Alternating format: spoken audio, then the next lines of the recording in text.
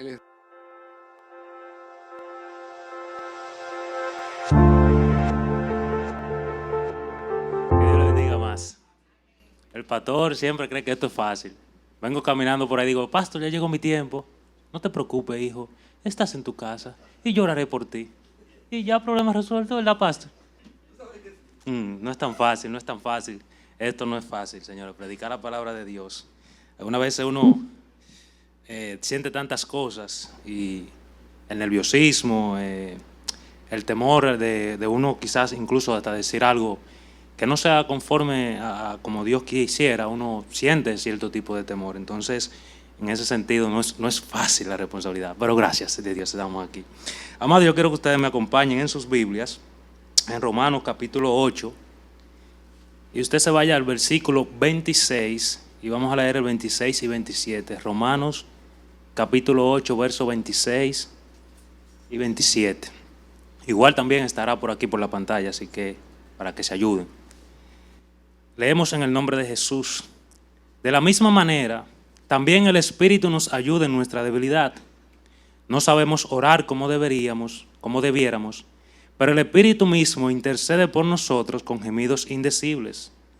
Y aquel que escudriña los corazones sabe cuál es el sentir del Espíritu, porque Él intercede por los santos conforme a la voluntad de Dios. El libro de Romanos es uno de mis libros favoritos por todas las maravillas que tienes allí, que tú puedes encontrar y que tú puedes formarte en lo que es ese evangelio glorioso de Dios presentado de una manera detallada desde el capítulo 1 hasta el capítulo 16.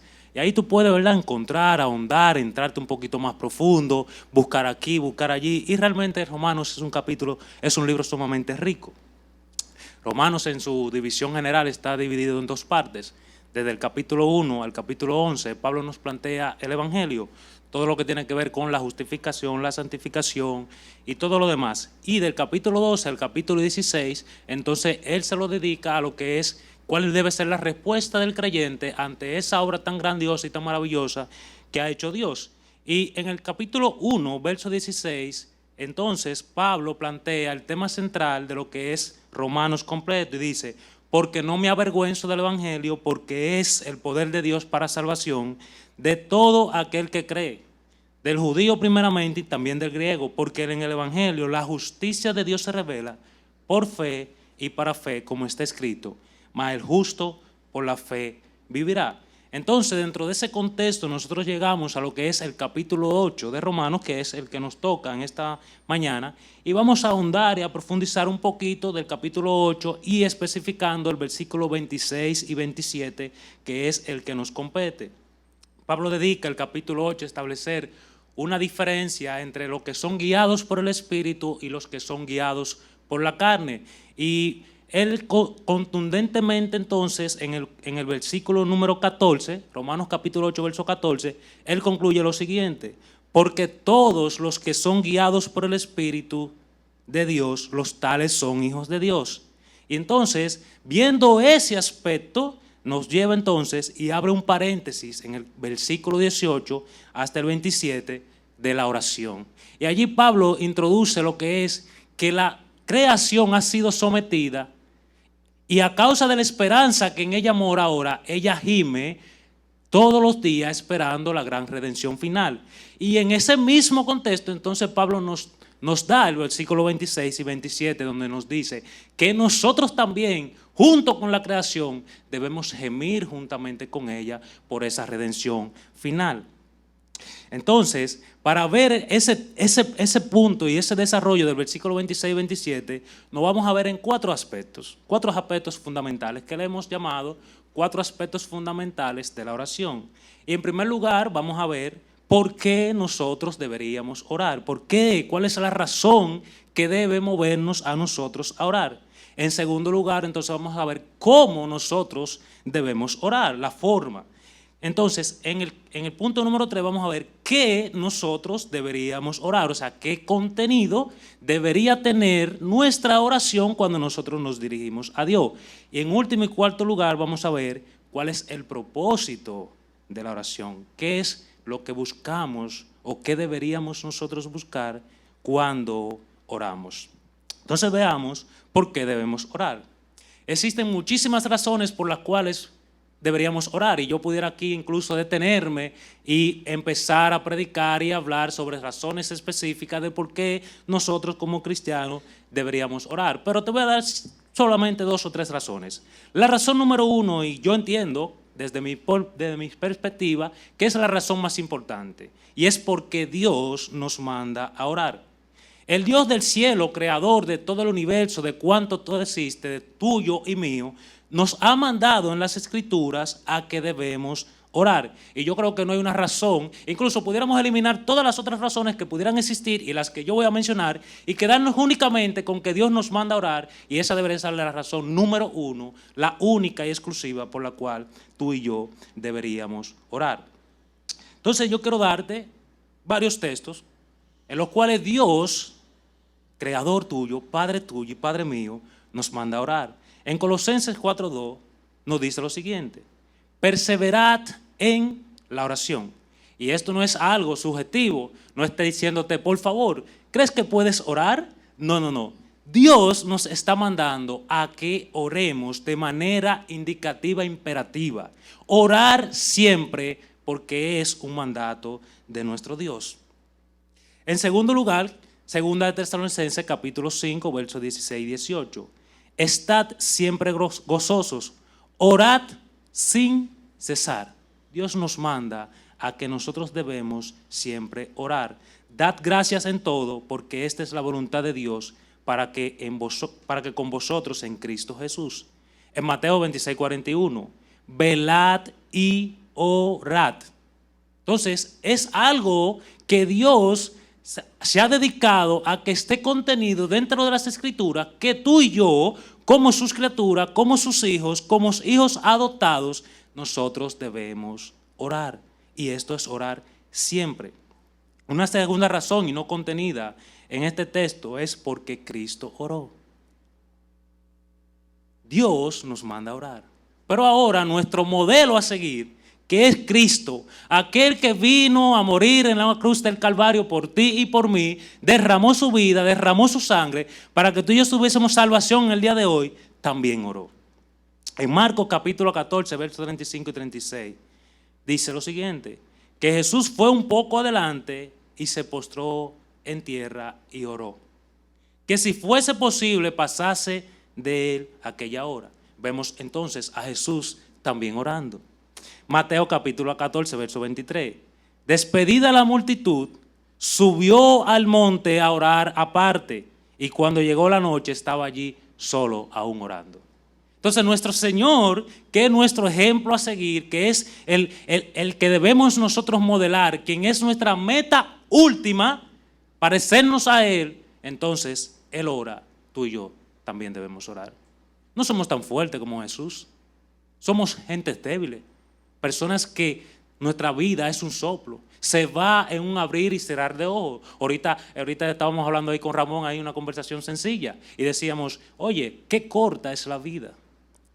Hay una línea que parece que todo el mundo la transita, pero no todo el mundo llega a 88.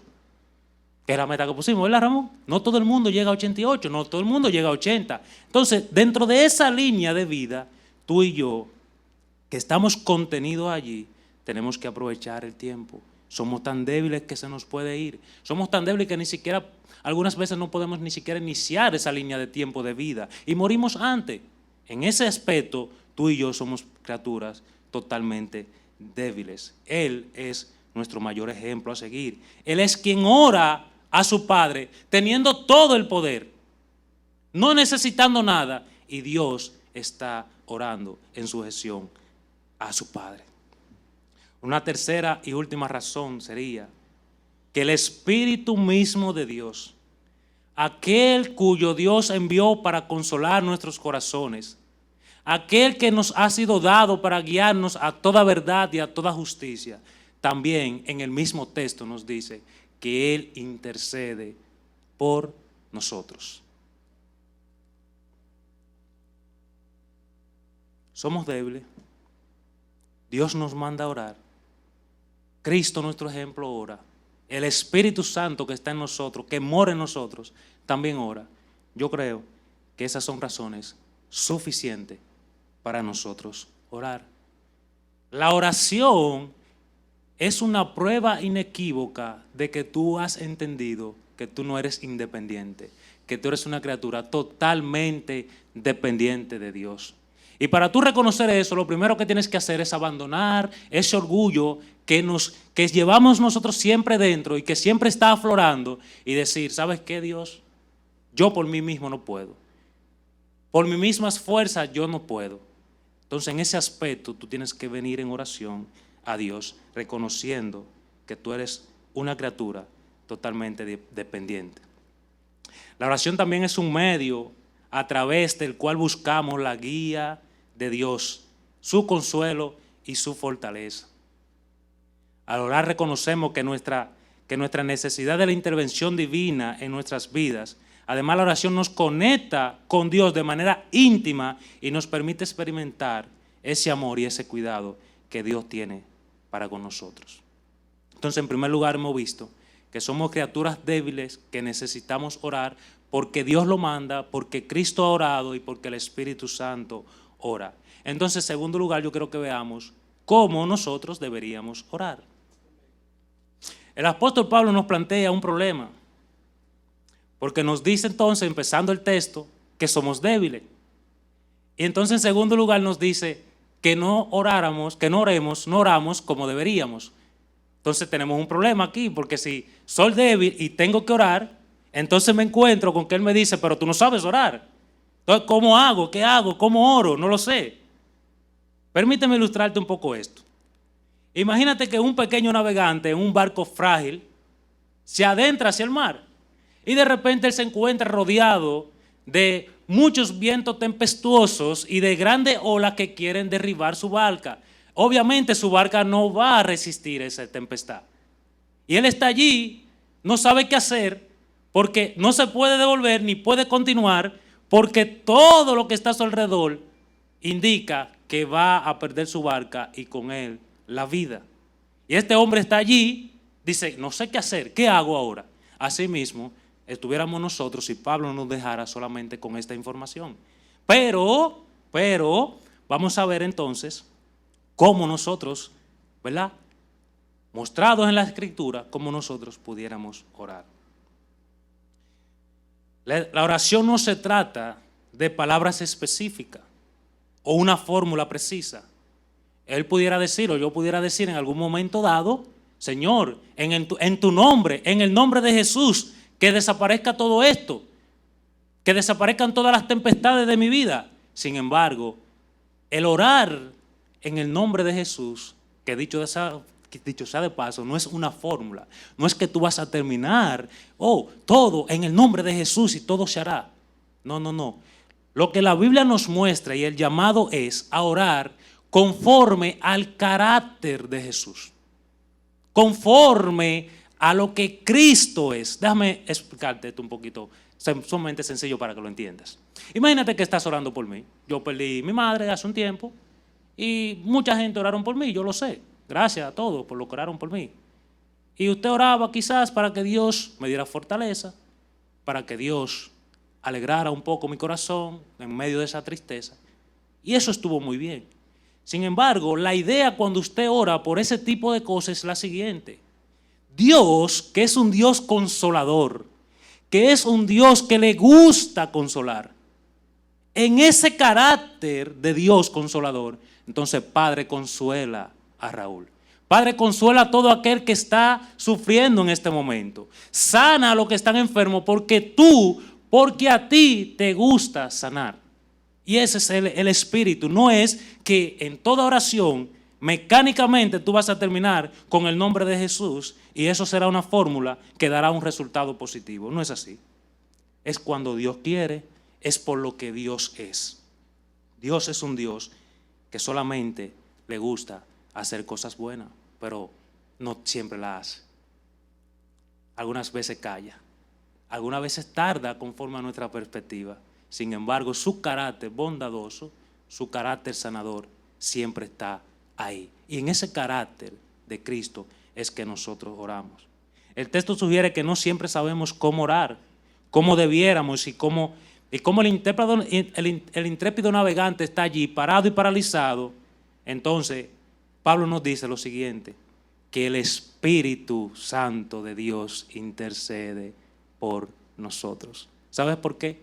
Porque Dios conoce cuál es el sentir del Espíritu, porque Él, conforme a la voluntad de Dios, intercede. Es así como deberíamos orar. Es alineado a la intercesión del Espíritu. Es alineado a que Dios en su voluntad nos ayuda a entender cuál es su voluntad para nosotros orar en esa dirección.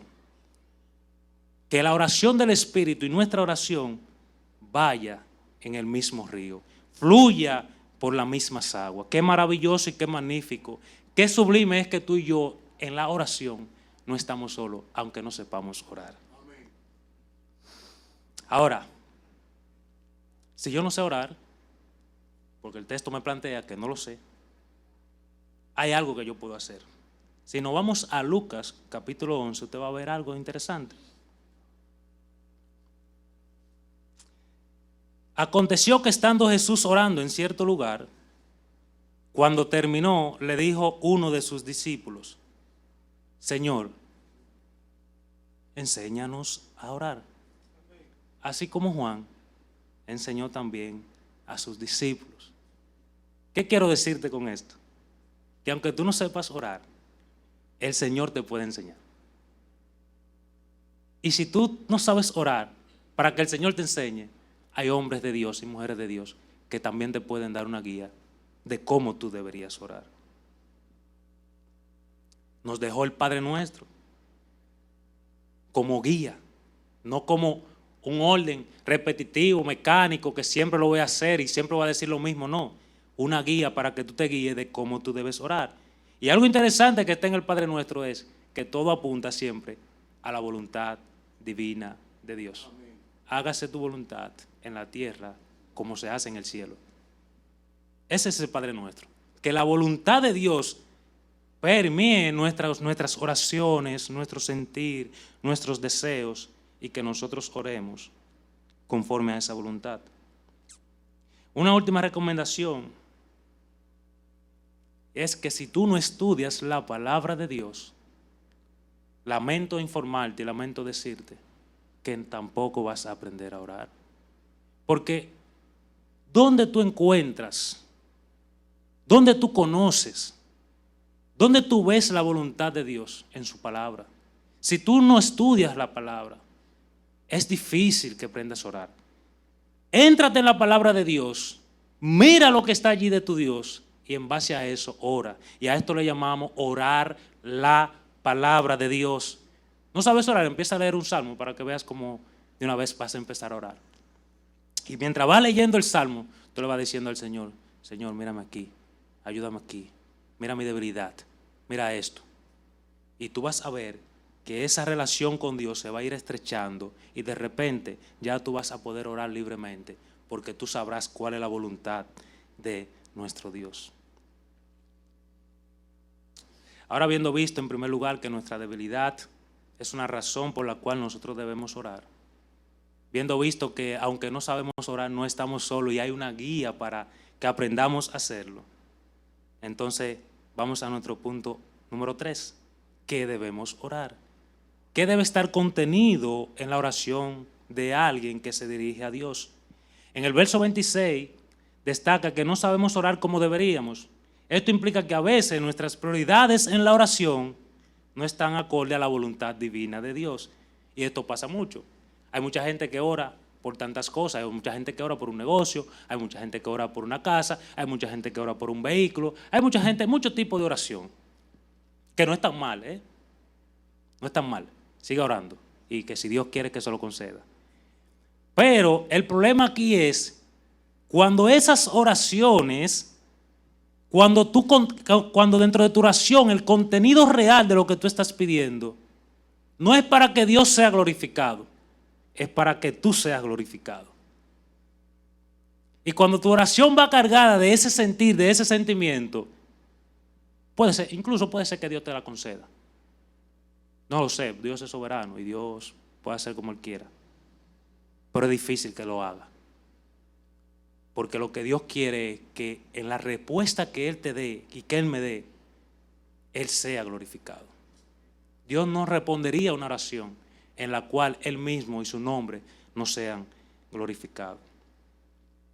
Y es sumamente importante, amados hermanos, que entendamos qué es lo que debe contener nuestra oración. Cuando me refiero al contenido, de ninguna manera quiero decir que usemos una guía inequívoca de las cosas que yo voy a decir ahora, sino que usted tenga un panorama general de lo que queremos explicar. Si nos vamos a Lucas capítulo 18, verso 9, usted verá lo siguiente. Dijo también Jesús esta parábola a unos que confiaban en sí mismos como justos y despreciaban a los demás. 2 hombres subieron al templo a orar. Fíjese usted. Uno era fariseo y el otro recaudador de impuestos. Y estos dos reflejan perfectamente la vida, tanto de uno como de otro. Refleja la vida del ser humano. Esas son las dos realidades. El fariseo puesto en pie oraba por sí, para sí de esta manera. Dios, te doy gracias, porque no soy como los demás, estafadores, injustos, adúlteros. Y me imagino yo que miraba al recaudador de impuestos también. Ni aun como este recaudador de impuestos. Yo ayuno 2 veces y otros dirán, yo ayuno 3. Y otros dirán, yo ayuno 4 a la semana. Doy el diezmo de todo lo que gano. Y uno dirán, doy el 15. Y aparte del diezmo también doy ofrendas. Pero el recaudador de impuestos, de pie y a cierta distancia, que ni siquiera quería acercarse, no quería ni alzar los ojos, sino que se golpeaba el pecho diciendo, Dios, ten piedad de mi pecador. Y usted sabe el resultado de esa oración, de esa parábola que Cristo plantea. Y es que uno bajó justificado y el otro no. ¿Qué queremos entonces acotar con esto? Que cuando nosotros oremos, no confiemos en nosotros mismos. Nuestra confianza debe y tiene que estar puesta únicamente en Dios. Nuestras oraciones no deben ser para nosotros mismos, como oraba el fariseo. Ellas deben ser dirigidas a nuestro Dios. No pueden estar llenas de autosuficiencia. Tú no eres autosuficiente, tú eres insuficiente. Porque autosuficiente es Dios. En Santiago 4:3 nos dice también algo importante. Dice, pedís y no recibís porque pedís mal, para gastar en vuestros deleites. Nunca tu oración debe ser para eso. Que no sea para gratificarte a ti mismo, que sea para glorificar al único y verdadero Dios. Para honrarlo a Él, porque Él es el único que se merece toda la honra. Para glorificarlo a Él, porque Él es el único merecedor de toda la glorificación. Al orar es importante buscar la guía del Espíritu Santo. Para entender qué debe contener nuestra oración, podemos orar por sabiduría, por fuerza en Dios, porque Dios nos llene de gracia, pero también tenemos que estar abiertos a que Dios dirija nuestras oraciones. Algunas veces es importante, hermanos, que cuando tú ores, tú simplemente ponerte delante de Dios, callar y permitir que tus pensamientos se conecten a la presencia del Señor y tú tener esa comunión íntima en silencio con Dios. No es necesario ni siquiera muchas palabras. Hay gente que están orgullosos de que pasan 2 y 3 horas orando, 4 y 5, y que oran en la madrugada y que oran a esta hora. Y eso está bien. Sí, ore cuantas veces usted quiera y todas las horas que usted quiera, que eso no está prohibido ni delimitado en las Escrituras. Ahora, cuida tu corazón, hermano, de que eso no se convierta para ti en tu banderín. Yo soy más espiritual que tú porque oro más que tú. Déjame decirte algo. La vida está difícil y es muy ajetreada. Y yo creo que muchos aquí de nosotros, la mayoría, nos paramos todos los días de madrugada para ir a trabajar. Y muchos se levantan y automáticamente están preparando la comida, están bañándose y demás, y ya le da la hora de pasar, porque la guagua lo pasa a buscar o lo deja. Y en ese trajín de vida, yo no te voy a decir que tú tienes que arrodillarte media hora, 40 minutos. Yo lo que sí que te voy a decir es que tú debes orarle a Dios mientras te bañas, mientras haces el quehacer de la cocina, mientras caminas a tu trabajo, mientras vas en tu guagua. Algunos se duermen como yo me dormía antes cuando me levantaba a las 4 y pico de la mañana. En la guagua me dormía, no podía hacer nada en la guagua. Pero el que pueda en la guagua, lea la escritura. Llévele en su celular. Lea, hermano, y medite en Dios. Ore en su trabajo mientras usted está haciendo las labores diarias. Ore mientras conduce a su casa. Que usted va a ver que incluso hasta por un motorista te ora. Señor, mira, que no pierda la vida ese individuo. Porque definitivamente, y muchas cosas, usted va a pasar y va a ver a alguien que esté en necesidad y usted va a poder orar por él.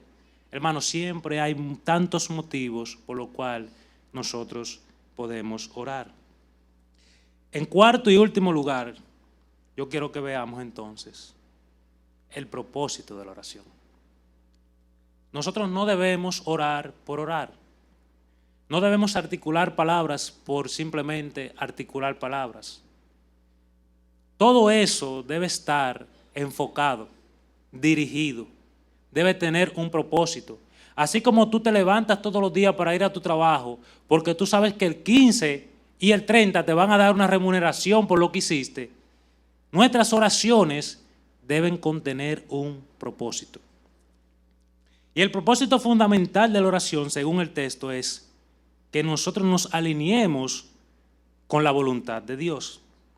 Y en ese sentido quiero mostrarte algunos ejemplos que te darán una guía como si nosotros debiésemos orar, o sea, cómo nosotros debiésemos orar. De tal manera que naveguemos un poco en esos textos que vamos a mencionar. Por ejemplo, Mateo 26:39 dice lo siguiente: yendo un poco delante, se postró sobre su rostro, orando y diciendo: Padre mío, mira el texto, si es posible, pasa de mí esta copa, pero que no sea como yo quiero, sino como tú quieres. Y ese es Jesús orando en el contexto de que va directo a Getsemaní a perder sus últimas horas de vida. Y él está orando porque está afligido, está angustiado. Y de verdad que viéndolo desde un panorama un poco humano, diríamos, wow, Dios debió que de Cristo pasase esa copa. Incluso Cristo mismo, fíjese usted, estaba orando porque si había la mínima posibilidad de que Él no entrara en esa hora que le había de sobrevenir, no lo entraran, porque no era fácil. Y así es nuestra vida. Tenemos tantas situaciones y tantas cosas que nosotros no queremos que nos toquen a nosotros. Yo sé que, bueno, ahora sí que lo puedo decir con propiedad. Ahora que yo soy padre, ahora que yo soy padre, yo no quisiera sentir ni ver el momento en que mi hija sea tocada primero que yo. Yo creo que ningún padre quiere ver esa hora, quiere ver ese momento. Sin embargo, nosotros como padres debemos decir, pero que no sea nuestra voluntad, sino la tuya. Porque Dios es el que sabe, amado. Cuando tú oras así, ¿tú sabes en lo que tú descansas? En la soberanía absoluta, maravillosa y poderosa de Dios. Eso te da un alivio, porque tú sabes que es si Dios quiere. Si Él quiere, Él no va a dejar que tú pases por ahí, pero que no sea tu voluntad, sino la de Él. ¿Puedes tú dejar tu voluntad someterse a la voluntad del Padre? ¿Puedes tú hacerlo? ¿Puedes tú decir, Señor, yo no quiero esto o quiero lo otro, pero que no sea lo que yo quiero, sino lo que tú quieres? Si tú puedes decirlo, amado, estás creciendo en gracia, estás creciendo en sabiduría, estás creciendo en esa relación de comunión con nuestro Dios. En la oración del Padre Nuestro, igual, que se haga tu voluntad en la tierra, en mi vida, en mi espacio, en mi casa, La voluntad tuya es la que debe permanecer.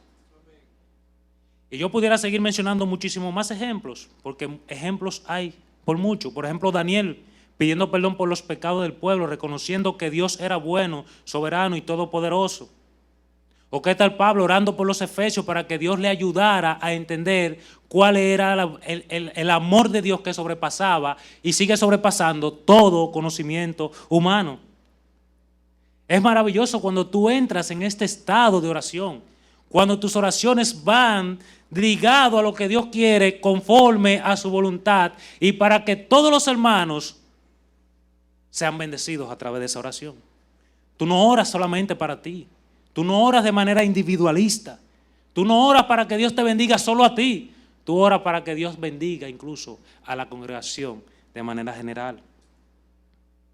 Fíjate que Pablo en 2 de Corintios 12:9 dice lo siguiente: Él me ha dicho, te basta mi gracia, pues mi poder se perfecciona en la debilidad. Por tanto, muy gustosamente me gloriaré más en mis debilidades, para que el poder de Cristo more en mí. Pablo estaba orando porque había un mensajero de Satanás, como él lo plantea, que le abofeteaba. Estaba siendo angustiado y oró 3 veces para que Dios le retirara eso. La divina respuesta fue no. ¿Y tú sabes lo que dice Pablo? ¿Está bien? Pues no, en eso me gloriaré, en esa debilidad. Hermanos, esta es la dimensión de la oración, la trascendencia de la oración que nosotros como hermanos, como cristianos, como hijos de Dios debemos buscar. No es por lo que ores, es lo que Dios quiera para ti. Es su voluntad la más importante. Y quiero concluir diciendo lo siguiente, según nuestro propio texto. El Espíritu Santo intercede por nosotros conforme a la voluntad absoluta de Dios. La oración no es solo un medio para obtener lo que queremos y por lo cual glorifiquemos a Dios, sino un proceso que moldea nuestros corazones para que estén en armonía con los planes y propósitos divinos. Al orar buscamos comunión con Dios, la transformación de nuestro ser y la participación en su obra redentora en este mundo. La oración nos conecta con el corazón bondadoso de Dios y nos ayuda a vivir de acuerdo con su voluntad. Que Dios nos ayude a orar conforme a esa voluntad de Dios, que para nosotros es agradable, buena y perfecta. Y que todas nuestras oraciones, que es mi deseo, y quiero que la mía también los termine de esta manera. En Apocalipsis capítulo 5, verso 8, dice lo siguiente: cuando tomó el libro, los 4 seres vivientes y los 24 ancianos se postraron delante del Cordero. Cada uno tenía arpa y copas de oro llenas de incienso, que son las oraciones de los santos. ¿Sabes qué, amado? Cuando nosotros oramos, ten esto pendiente, es usada en el cielo para perfumar el trono de Dios. Que tus oraciones suban al trono, que sean como ese incienso que Dios le agrada y que alegra el corazón de Dios. Este es mi deseo para mí y para todos ustedes. Que Dios le bendiga. Amén. Mi pastor.